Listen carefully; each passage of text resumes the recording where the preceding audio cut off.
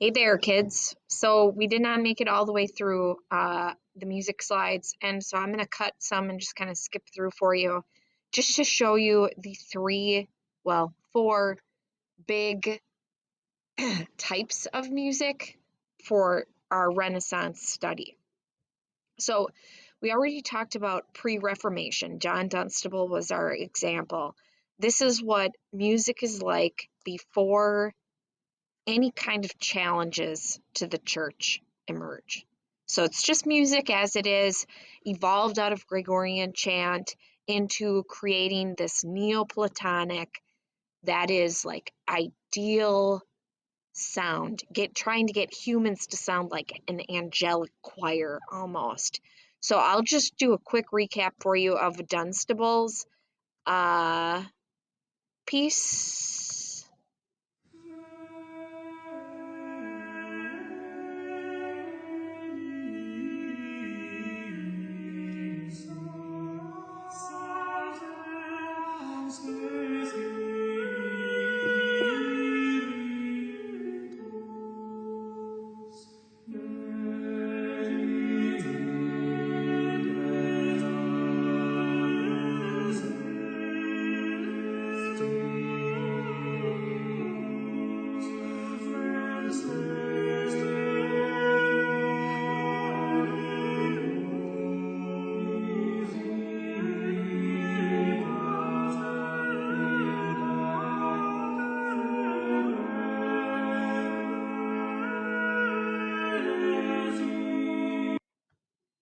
So very beautiful, very lovely, very angelic. A good example, like the slide says here, a motet, three different vocal parts singing kind of harmoniously, or at least it's not um, jarring. The goal is to sound lovely.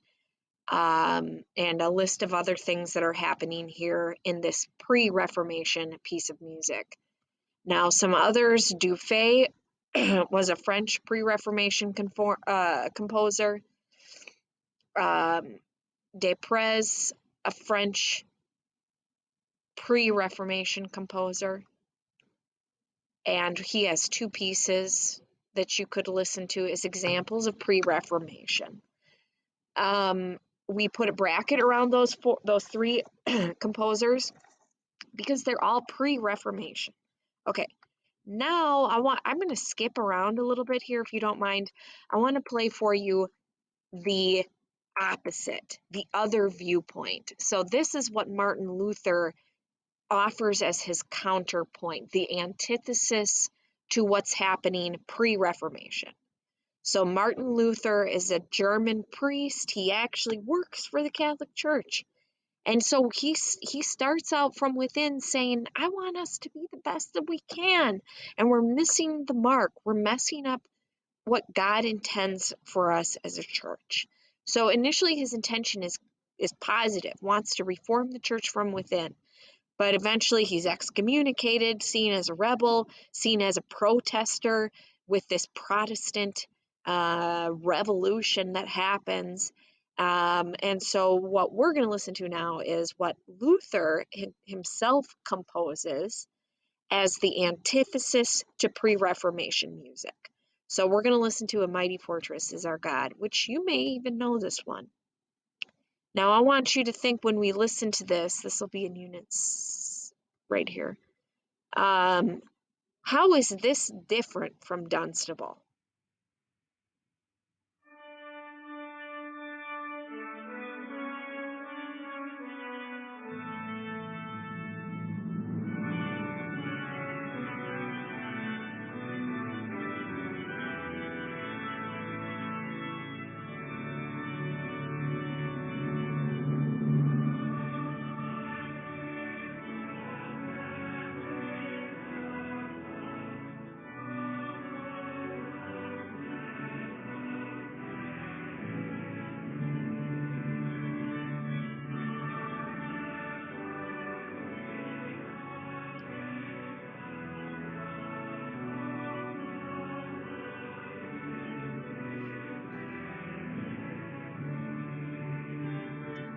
Okay, we'll stop there. Now, some things that you probably heard.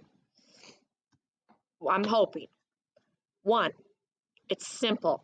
Now, this version is a little more complicated. It's got the background with a bunch of different instruments creating harmony, but it all supports the main single melody. Like with Dunstable, we heard three different melodies and they were all over the place. It was a motet. This is one vocal melody. Everybody's saying the same words together, and it's actually pretty slow melody. It's a one note per syllable. So it's very basic. If you're not a very good singer, you could probably sing A Mighty Fortress Is Our God. If you're not a good singer, I don't think you could sing any of the stuff pre-Reformation. So it's trying to be basic, it's trying to be repetitive. And if I asked you, can you hum that tune again for me? I bet you could because it's memorable and simple.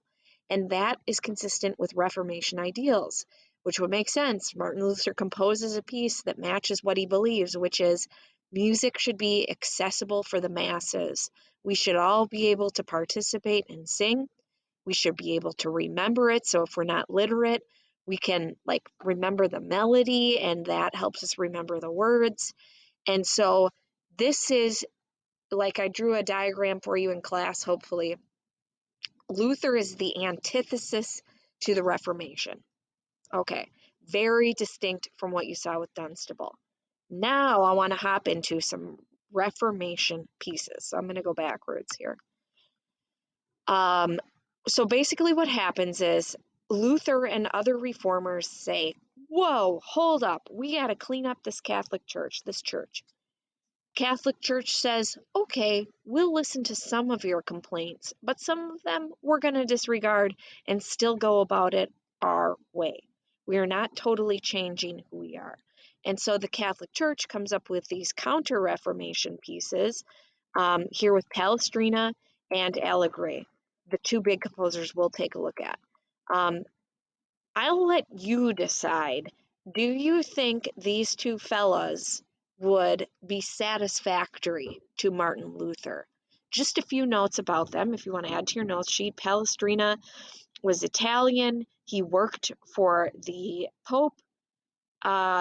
He still, even after the Reformation, even after Martin Luther, focuses on Neoplatonic beauty in music, which is again this idea of creating a more perfect version than what humans can even produce, a heavenly choir.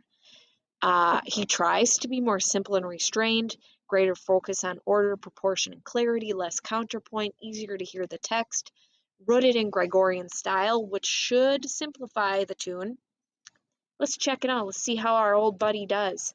Let's listen to Accendo ad Patrem. So notice, still in Latin. Where are you at, my boy? Here we go.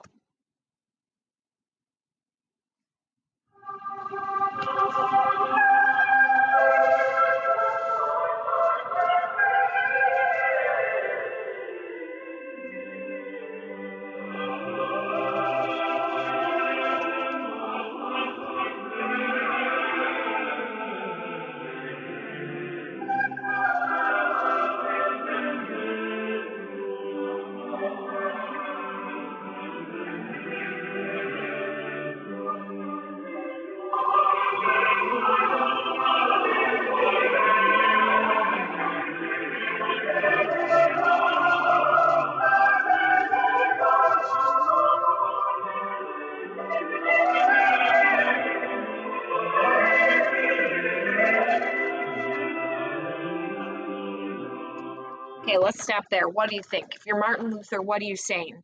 You're saying, I told you guys what you need to do. Simplify, make it accessible, make it meaningful. He's got his checklist. What's he thinking here? Well, the words are clear. You could clearly hear Alleluia, I don't know how many times, a ton of times. But even though clearer, it's still not got the substance, the content of the language, the meaning of the words, because it's just repetitive Alleluia, which to me says much more this is about beauty than it is about what is the song actually about. The melody, much clearer, more precise, easier to follow. But can an average singer like me, which I would call myself a poor singer, could I sing that? No. This is designed for special choirs, not the average Joe. Language still in Latin. And so I think Martin Luther would probably say, okay, you made a few steps, but this is still pretty rooted in the old style of pre-Reformation. You did a few things, but not that great compared to my example of a mighty fortress is our God. Okay. There are some other ones that you could check out here to listen to if you would like, as examples of Counter-Reformation, but I'm just going to stick with those three. So we saw Pre-Reformation, the antithesis with Counter-Reformation, and an attempt at synthesis with Counter, but probably missed the mark if you're Martin Luther. Okay, now finally, I just want to play for you. The kids just love this jam. Do they love this one? Where is it? Let me see here. Which one do they love? I guess Sumer is a Kumanin, this must be Unit 4. Well, anyways, the last type of music that I want to play for you is secular, and that is outside of church altogether. This is the pop fun music that little groups will play for individual parties for wealthy people. Usually these are called madrigals. Jazzy little numbers to play at parties if you're rich. Let's listen to, let's do a lullaby by William Byrd.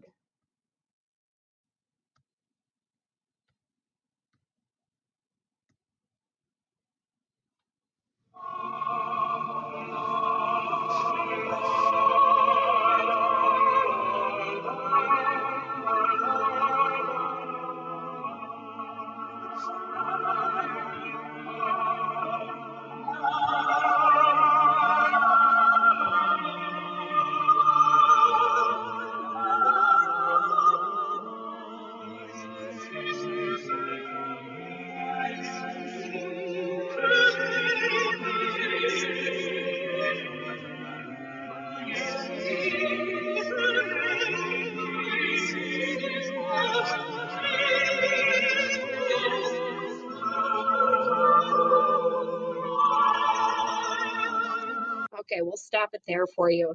Just an example of what else is happening during this time in terms of music. So while a lot is happening within the church and within new churches, there are other movements of making music accessible and fun, which I don't know if you would call that fun, but a secular piece of music outside of the church. So that's a good example, and you can certainly listen to the other pieces too. I'm trying to keep it brief, so I will stop there. I hope that you have a great day, and I will catch you later.